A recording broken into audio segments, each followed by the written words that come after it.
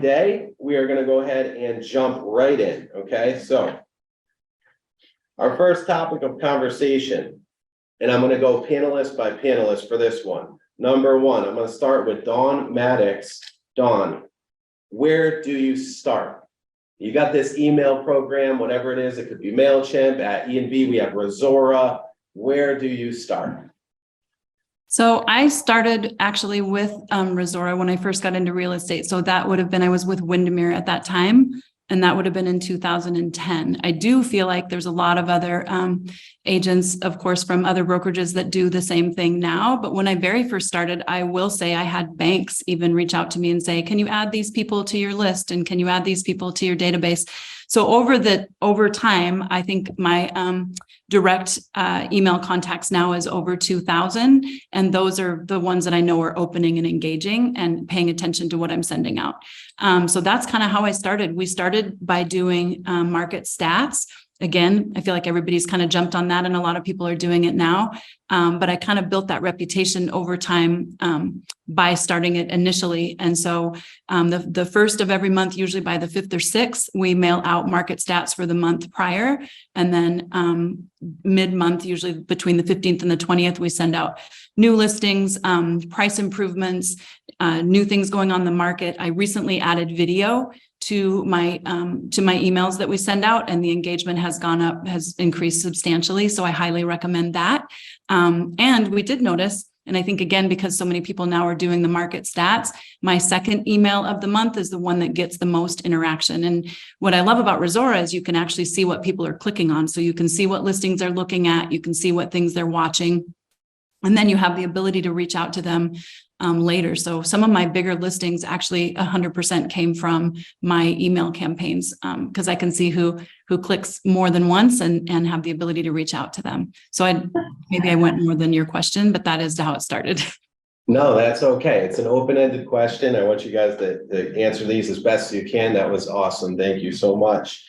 How about Lisa? Lisa Stone, what advice would you give somebody on how to get started with an email campaign? Like what type of topics to cover? What would you figure out? Where do you start?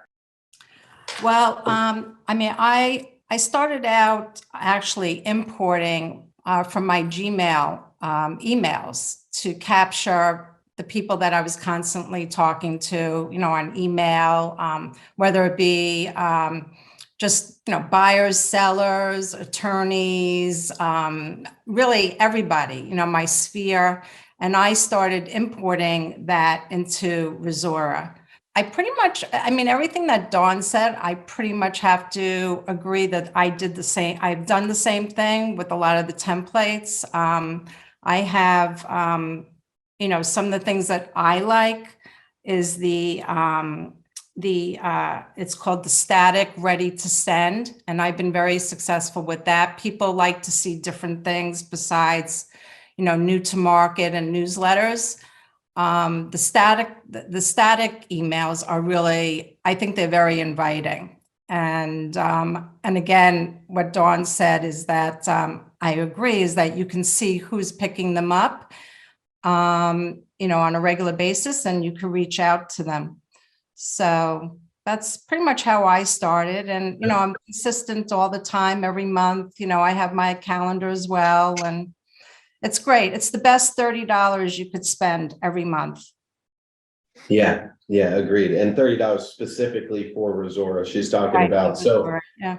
And I like that you said you uploaded your Gmail contacts in there. Another thing you can do too is you can, upload contacts from your CRM if you have a CRM, Chime or Follow Up Boss or Lions Desk or whatever it is that you use. And you can also go into LinkedIn and you can also upload all of your contacts from there too, which is pretty powerful. LinkedIn has a nice feature. So if you want to get in front of the audience, and we're going to talk a little bit later on about how not to spam the heck out of people. So when they see your email, they pick it up. Awesome. Thank you so much, Lisa. We're going to jump over to Robert Rogers out of Scottsdale, Arizona. Robert, how did you get started with this? And what are your tips for getting started? So as a programmer, I was always a little bit skeptic of using new platforms. And I back in the day, I wrote my own mail blast for a restaurant I was associated with. And then when I got into real estate, I used MailChimp, and then that was success. That was okay. But once I saw the pieces that Engel & Volkers was coming out for their advisors, it's like, well, why do I need to reinvent the wheel? Why don't I just use this? So it's definitely a $30 well spent. So if you're not on Resora, do it. It's your duty as representing your brand. And then as far as, getting, of course, my sphere is in there.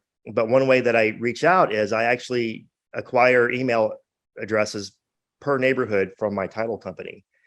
And so I do specific marketing pieces per address, because what people want to see is specifically, as I know them here in Scottsdale, is like, if you're living on Calla, you want to know what your neighbor is selling, and just stat numbers alone don't do that. But when you give them what your neighbor's house has sold for, they open that. And then that is my number one open. I get a 2 to 3% open rate versus the industry standard of 1.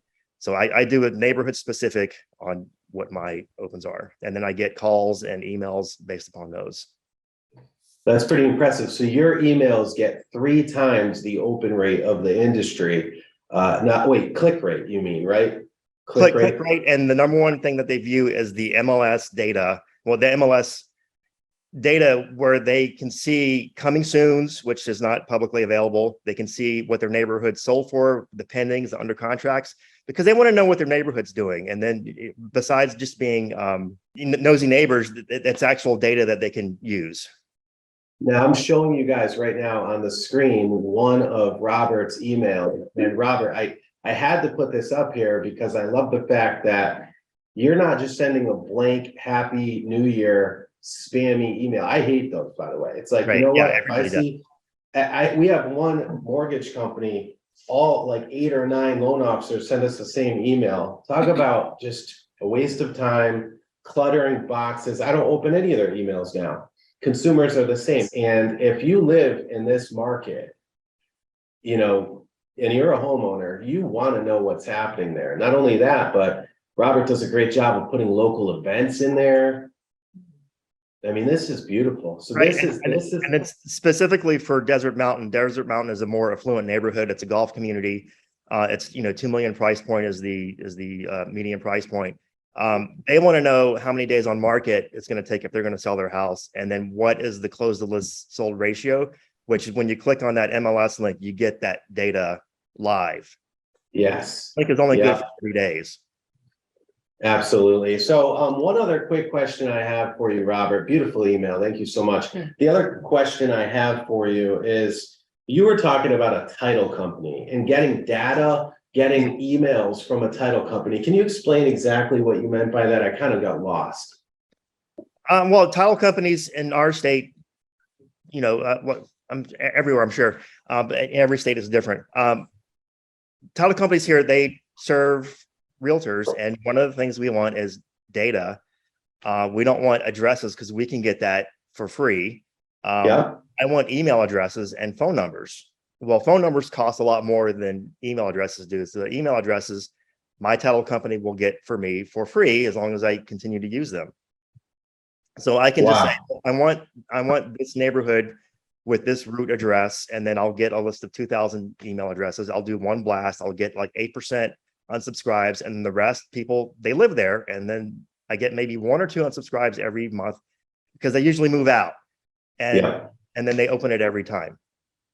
Okay, awesome. That's a huge takeaway. I think that's going to be one of our biggest takeaways of where to collect localized data. Contact your local title companies, whichever state you're in, ask them if they have access to that type of data. Now make sure it's a title company that you use, so you're not just calling, asking for stuff. Great tip. Thank you so much, Robert. Nice job.